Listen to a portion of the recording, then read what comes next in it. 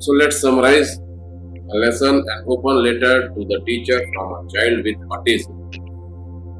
As we all know that this lesson belongs to the unit inclusion. आप हमेशा मुझे एक बार टोकिए। जैसा कि हम सभी जानते हैं, अब हमने 2 लेसन और पढ़ लिया। पहला था अ गर्ल वास्ड वाइट, दूसरा था इंक्लूडिंग ऑल माय फ्रेंड्स, अब ये तीसरा है an open letter to the teacher from a child with autism.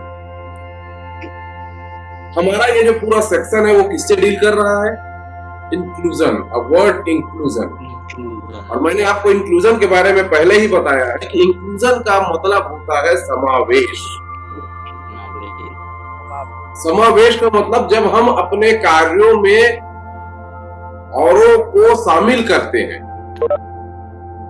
तो उसे हम समावेश कहते हैं। और जब हम शिक्षा पद्धति के बारे में बात करते हैं, when we talk about the education policy, what we come to know that, हमें क्या पता चलता है कि पौराणिक कालों से ही हमारी शिक्षा पद्धति में हमने इस समावेश को तो दूर ही रखा। हमने शिक्षा को निश्चित लोगों के लिए तय कर दिया था, जिसकी शुरुआत आपने देखी कि सबसे पहले हमने महिलाओं को अपनी शिक्षा पद्धति से बाहर किया। फिर उसके बाद हमने अक्षम लोगों को अपनी शिक्षा पद्धति से बाहर कर दिया कि नहीं भाई, आप पढ़ने के लायक नहीं है। महिलाओं को बोल दिया आप पढ़ने के लायक नहीं है। जो शारीरिक मानसिक रूप से कमजोर थे उन्हें बोल दिया आप पढ़ने के लायक नहीं है। तीसरा, ये मानसिक रूप से, उनके लिए तो हमने कभी सोचा ही नहीं। बोले ये मानसिक रूप से कमजोर है, इसको आप छोड़ दीजिए, इसको क्या पढ़ाओगे। लेकिन जैसे जैसे समय आगे बढ़ा, हमने क्या देखा कि अगर हम इन सब को छोड़ते चले जाएं, अगर हमने महिलाओं को शिक्षा पद्धति से बाहर कर दिया, तो आप समझिए कि आपकी आधी जनसंख्या तो वैसे ही अशिक्षित रह गई, क्योंकि हमारी आधी जनसंख्या तो महिलाओं की है जी। तो हमारा जो देश को आगे ले जाने का या अपने समाज को आगे ले जाने का जो मुहिम है वो कैसे पूरा होगा? आधे लोगों के साथ नहीं हो सकता। नहीं हो सकता। इसीलिए समय समय पर दार्शनिकों ने, शिक्षाविदों ने, बुद्धिजीवियों ने, स्कॉलर्स वगैरह ने इस बात को समय समय पर जोर देके उठाया भी। और आपके इस यूनिट इंक्लूजन में भी इसी बात को स्टेप बाय स्टेप बताया गया। सबसे पहले आपको क्या बताया गया? महिलाओं के बारे में बताया गया रीडिंग ए में। रीडिंग बी में आपको किन के बारे में बताया गया? दिव्यांग बच्चों के बारे में बताया गया कि महिलाएं कैसा सोचती है, अगर आप उनको मौका देंगे तो आपको क्या फायदा होगा। दूसरे में बताया कि दिव्यांगों के साथ अगर आप उन्हें भी अगर मेन स्ट्रीम में शामिल करेंगे तो आपको क्या फायदे होंगे, और अगर नहीं करेंगे तो उनको क्या नुकसान होगा और उनकी सोच कैसे विकृत हो जाएगी। उसी प्रकार से यह तीसरा जो हमारा लेसन है, reading C, an open letter to the teacher from a child with autism, ये एक मानसिक समस्या से ग्रस्त बच्चे के बारे में बताया है। और हमारा जो तीसरा पहलू है, जिन्हें हमने एक्सक्लूजन में रखा हुआ है, यह मानसिक समस्या से ग्रस्त जो बच्चे हैं, इन्हें भी हम मुख्य धारा से जोड़ सकते हैं। और अगर हम ऐसा नहीं करते हैं तो आप वो उनकी भावनाओं को बता रहे कि उनके मन में भी आप ही की तरह कौतूहल है, दे आर आल्सो डिटरमाइंड, उनकी भी महत्वाकांक्षाएं हैं। और इस पत्र के माध्यम से उसी चीज को बताने का प्रयास किया गया है। आपको मैंने ऑटिज्म के बारे में भी बता दूं। ऑटिज्म एक ऐसी समस्या है जिससे ग्रसित जो व्यक्ति होता है, चाहे वो बच्चा हो चाहे बड़ा हो, वह लोगों के साथ व्यवहार करने में, उनके साथ उनके भाव भाव को समझने में, उनके अभिव्यक्तियों को समझने में, उनके पास रहने में अपने आप को असहज महसूस करने लगता है। वह उनकी भाषाओं को समझने में अपने आप को सक्षम नहीं पाता है। इसीलिए बार बार कहा जाता है कि autism is not a disease, autism is a disability, it's a mental disability. यह कोई बीमारी नहीं है, यह एक ऐसी दिव्यांगता है जो एक बार व्यक्ति को हो जाए, क्योंकि दिव्यांगता की सबसे बड़ी खासियत क्या होती है? बीमारी को आप ठीक कर सकते हो, बीमारी को आप ठीक कर सकते हो, परंतु क्या आप दिव्यांगता को ठीक कर सकते हो? नहीं सर। भाई किसी का हाथ कट गया, किसी का पैर कट गया, किसी की आंख चली गई, उसको ठीक करने का हमारे पास कोई इलाज नहीं है। इसी प्रकार से यह एक दिव्यांगता है। तो बता रहा है कि इस पिता का जो बच्चा है, उसका जो बेटा है, वो क्या है? वह इसी मानसिक रोग से ग्रसित है। अब उसने क्या किया है? Decided to write an open letter to a teacher. Open letter, क्योंकि लिख सकता था a letter to the teacher, लेकिन उसने कहा open letter. Then what is this open letter? ये ओपन लेटर क्या है? ओपन लेटर लिखा तो किसी व्यक्तिगत आदमी को जाता है, लेकिन उसे हर कोई पढ़ सकता है। हम कई एक पत्र ऐसा लिखते हैं कि आपने अपने मित्र को लिखा, लेकिन उसमें ऊपर में लिख दिया कि ओनली फॉर माय फ्रेंड या कॉन्फिडेंशियल, तो इसका मतलब हो गया कोई एक निश्चित व्यक्ति के लिए है। लेकिन जैसे ही आपने ओपन लेटर लिखा, आपने किसी एक व्यक्ति के लिए है, but it may be read by anyone, और उसी चीज के लिए उसने उसे अपने ब्लॉग में डाल दिया जिसे पूरी दुनिया के लोगों ने पढ़ा। तो that's why the lesson has been named an open letter, इसीलिए इसका नाम an open letter to the teacher कहा गया है। It didn't know where to start. उसकी इच्छा तो हुई, ही डिसाइडेड, उसने अपने आप को लिखने के लिए तय तो किया, लेकिन उसकी समस्या फिर क्या आई? कैसे लिखे?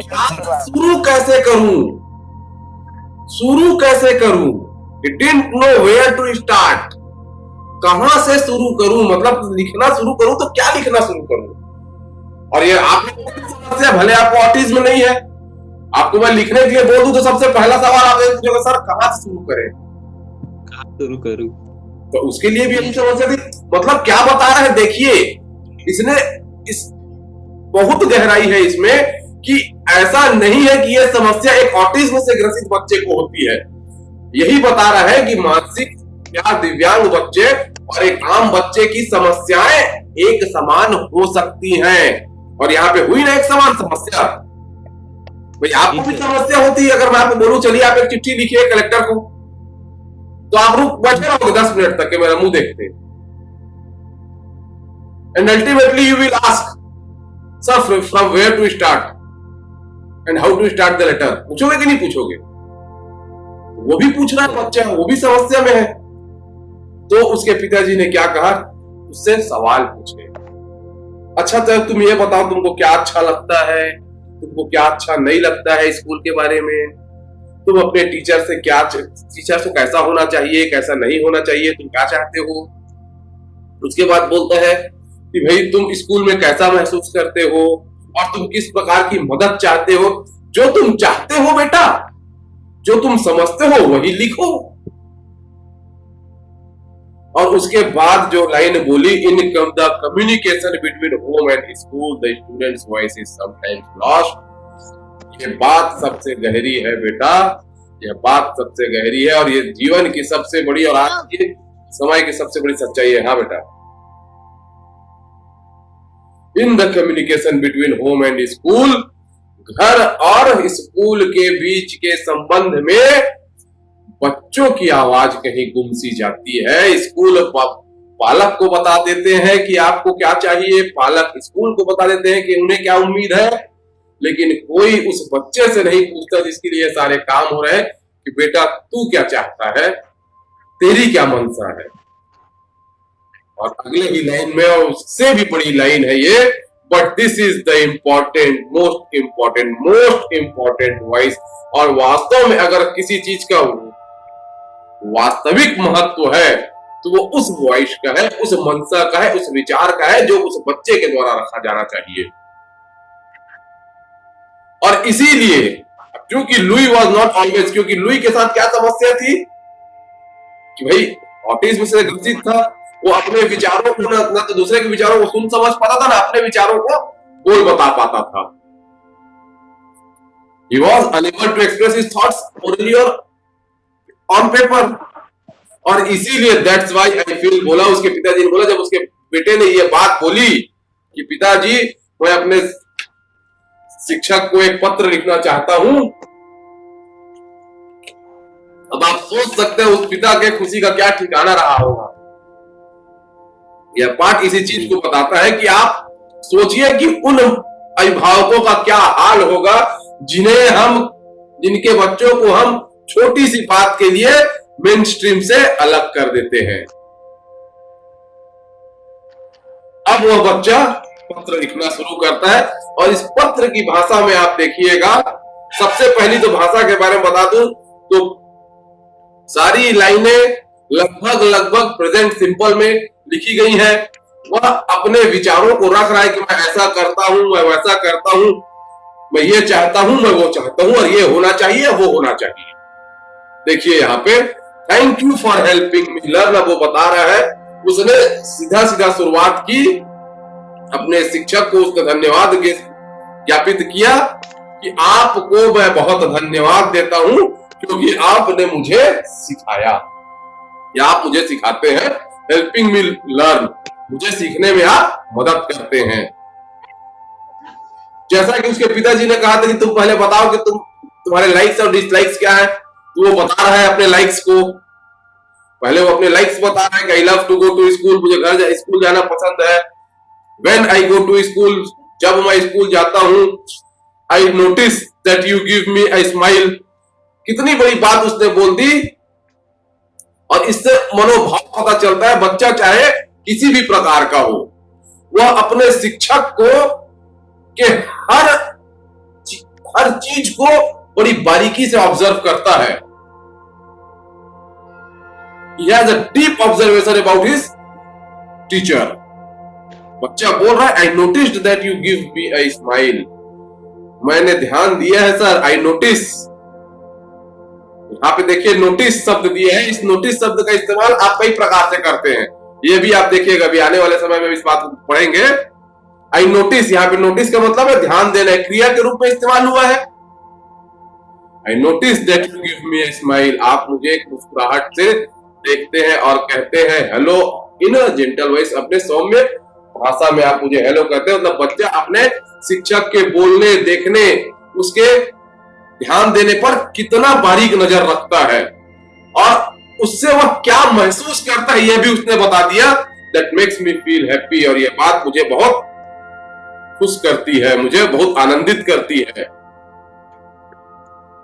I need help focusing in class. अब दूसरा क्या बता रहा है, जैसे उसके पिताजी ने उससे कहा था कि आपको क्या आवश्यकता है ये भी आप बताइए, तब वो बता रहा है आई नीड हेल्प, मुझे मदद की आवश्यकता है, किसमें, फोकसिंग इन माई क्लास, ताकि मैं कक्षा में अपना ध्यान केंद्रित कर सकूं। फोकसिंग एज अ शरण यहाँ पे यूज हुआ है। My brain sometimes flops, flops मतलब रुक जाना, बंद हो जाना। जैसे मैंने आपको बताया था ना, पिक्चर फ्लॉप हो गई, मतलब पिक्चर चलना बंद हो गई, वैसे ही उसका दिमाग है बंद हो जाता है, रुक जाता है एक समय में जाके। समटाइम आई फील टायर्ड, अब वो अपनी समस्याएं बता रहा। देखिए मैंने आपको बता दिया ऑटिज्म के बच्चों को क्या होता है, और अब वो इसको वो नहीं जानता है, बोलो ना, sometimes I feel tired and I don't know why. वो नहीं जानता है कि उसे क्या समस्या है, लेकिन उसकी समस्या से आप समझ सकते हैं कि एक ऑटिज्म के बच्चे को क्या समस्या हो सकती है। Sometimes I get distracted when people move around, यह सारी ऑटिज्म के से ग्रसित बच्चों की समस्याएं हैं कि वो जल्दी थक जाते हैं, उनका दिमाग काम करना बीच बीच में बंद कर देता है समटाइम, और कभी कभी उन्हें लोगों से के आसपास होने से समस्या होने लगती है। और lights and noises sometimes distract मी, और जो रोशनी है और जो आवाज है, जो बीच में कोलाहल होता है, वह भी उन्हें परेशान करता है। और वह अपने विचार भी रख रहा है, I like it when U turn off the light. और वो बता रहा है कि जब भी आप लाइट बंद कर देते हैं मुझे बड़ा अच्छा लगता है। और वो अपने विचार भी रख रहा है, you should use a gentle voice, आपको हमेशा एक सौम्य भाषा का इस्तेमाल करना चाहिए, मेरी तरह जोर जोर से चिल्लाकर नहीं बोलना चाहिए। ये वह बोल रहा है। मेरे जैसे शिक्षक ऑटिज्म के बच्चों को शायद न पढ़ा पाए, क्योंकि मैंने आपको यह बात बताई है कि ये जो कहानी है वो आपको प्रेरित करने से ज्यादा एक शिक्षक के लिए प्रेरणा का स्रोत है कि वो उसे वास्तव में अपने बच्चों के साथ कैसा व्यवहार रखना चाहिए। अब वो बता रहा है, वो अपनी इच्छाएं बता रहा है कि वो क्या करना चाहता है, क्या नहीं करना चाहता है। आई वर्क अ लॉट, मैं बहुत काम करता हूँ। I feel like I am working all the time, मैं चाहता हूँ कि दिन भर काम करता रहूं। जैसा महसूस होता है अंदर से ऐसी आवाज आती है कि मैं काम करता रहूं, लेकिन ज्यादा काम करना, कठिन काम करना मुझे थका देता है और तब मुझे आई नीड अ ब्रेक। यहाँ पर ब्रेक क्या है? थोड़ा सा रिलीफ, थोड़ा सा रेस्ट, थोड़ा सा सुस्ताने का मौका, टू वॉक अराउंड, और ताकि मैं थोड़ा सा घूम सकूं। उसके बाद उसने बड़ी गहरी बात बोल दी, you should always tell the truth. मतलब वो बच्चा नहीं, हर बच्चा ये बात चाहता है कि हमें हमेशा सच बोलना चाहिए। और अपनी एक घटना के बारे में वो बता रहा है कि एक समय उसकी एक शिक्षिका हुआ करती थी जो उसे हमेशा हर काम में बहुत अच्छा बोला करती थी। तो आप देखिए यहाँ पे हमें आपको अप्रिशिएट कर देना आपके लिए बड़ी बात नहीं होती, या हमारे लिए बड़ी बात नहीं होती है, हमको ये भी बता रहा है। क्योंकि अगर आप बच्चे को गलत चीज के लिए भी अप्रिशिएट कर दोगे तो उसका उसे निगेटिव इफेक्ट पड़ता है। और उस बात को इस बच्चे ने अपने पत्र के माध्यम से यहाँ पर रख दिया। और बच्चे भी शिक्षक की परीक्षा लेते हैं, यह बात भी बताया। आई टेस्टेड हर, मैंने उनकी परीक्षा ली और एक बार क्या कर दिया, गलती से मैंने जानबूझकर गलत आंसर दे दिया और तब भी उसने मुझे कहा बहुत अच्छा, she was telling the truth. और उसी समय उस शिक्षिका की जो उस बच्चे के नजर में जो भाव था वह तुरंत बदल गया कि नहीं, मेरे टीचर, मेरी जो शिक्षिका है, मेरी जो टीचर है वो झूठ बोलती हैं। When I make mistake, लेकिन तुरंत उसने एज अ कंपैरिजन डाल दिया कि लेकिन अब जब मैं कोई गलती करता हूं तो आप हमेशा कहते हैं you have to try again. आप मुझे बहुत अच्छा नहीं बोलते, आप मुझे क्या बोलते हैं, आपको और प्रयास करना चाहिए। That is the motivating sound और दैट इज टेलिंग ट्रूथ। और यही होता है सच बोलना। भाई आप मुझे मेरी कमियों को बताइए ना, वो यही बोलना चाह रहे हैं कि आप मुझे मेरी कमियों को बताइए, मेरी गलतियों को छुपाइए मत। I like it when you tell the truth. और आप जब भी सच बोलते हैं मुझे बहुत अच्छा लगता है। वो अपने मनोभाव के विचारों के बारे में भी कुछ बता रहा है कि मुझे सोशल स्किल्स और स्पीच की क्लास में जाना पसंद नहीं है। यस, हेलो हाँ हेलो, बोलो सर वो तरुण ना लेफ्ट हो गया है, फिर वो जुड़ने का कोशिश कर रहा है ना, तो नहीं जुड़ पा।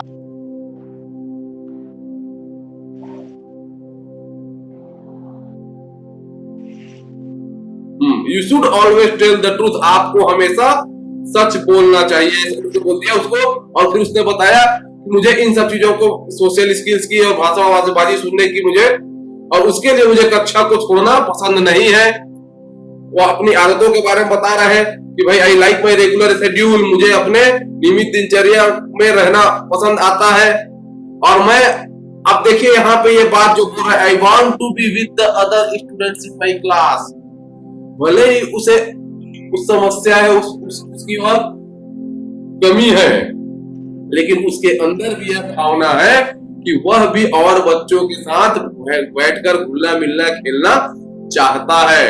और क्या बोल रहा है, और अपने शिक्षकों से सीखना चाहता है। मतलब देखिए यही इस पाठ का मेन थीम है कि हम पहले से पूर्वाग्रहित ना हो कि भाई वह कमजोर है, उसे हम अलग कर दे, उसकी भावनाओं को भी तो जानने का प्रयास करें।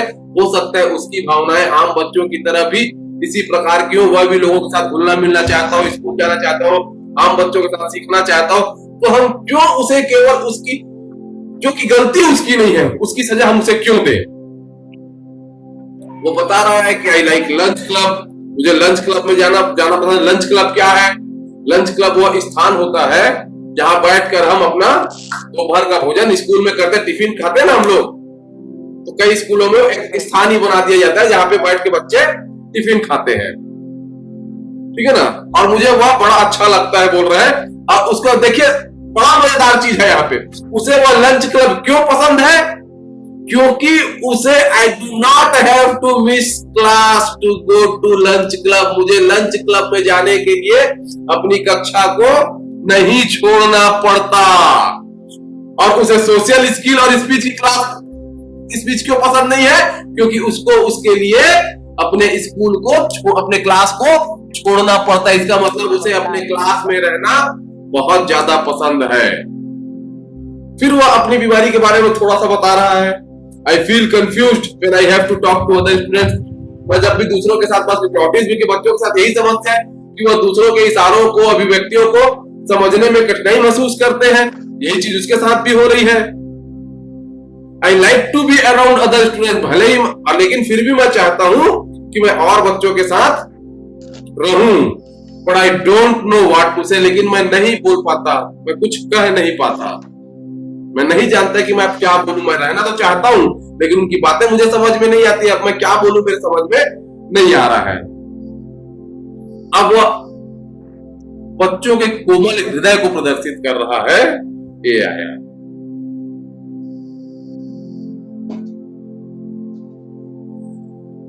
बच्चों के कोमल हृदय को प्रदर्शित कर रहा है कि words can hurt me sometimes, इसीलिए कहा गया है बच्चों को हमेशा बहुत सोच समझ के बातें बोली जानी चाहिए। कई बार शब्द उनके मन में घर कर जाते हैं। और यही बात बोल रहा है कि जब मैं प्राइमरी स्कूल में था तो मैंने अपने शिक्षक से पूछा कि मेरी माँ कहाँ है, और टीचर जब मुझसे कहा कि तुम्हारी माँ चली गई, आई फेल्ट स्कैर्ड, वह डर गया। एक बच्चे को यह बोलना कि तुम्हारी माँ नहीं है, चली गई है, तो आप सोच सकते हैं उसके मनोभाव में कितना प्रभाव पड़ेगा। I like when you tell me, और मुझे बहुत अच्छा लगता है जब आप मुझे कहते हैं I like to work with you. मतलब देखिए शिक्षक के बच्चों के साथ को बताया गया है यहाँ पर कि अगर शिक्षक अपने बच्चों को अप्रिशिएट करते हैं, मोटिवेट करते हैं, तो वह उनके अंतर में, उनके इनर सेंस में बहुत गहरी छाप छोड़ता है। I like it when you look in my eyes, जब आप मेरी आंखों में देखते हैं तो मुझे बड़ा अच्छा लगता है। और सबसे बड़ी बात, जब आप मेरे प्रश्नों के उत्तर को, जब आप मेरे प्रश्नों को बड़े ही शांतपूर्ण ढंग से उत्तर, क्या बोल रहे हैं, I like it when you answer my question, जब आप मेरे प्रश्नों के उत्तर को बड़े ध्यान से देते हैं तो मुझे बहुत अच्छा लगता है। और अंत में वह अपनी इच्छा जाहिर कर रहा है। I like to try new things at school, मैं स्कूल में नई नई चीजें करना चाहता हूं और इसके लिए आई नीड सम हेल्प, मुझे आपके मदद की आवश्यकता है। और उसकी आवश्यकता उसे क्यों है?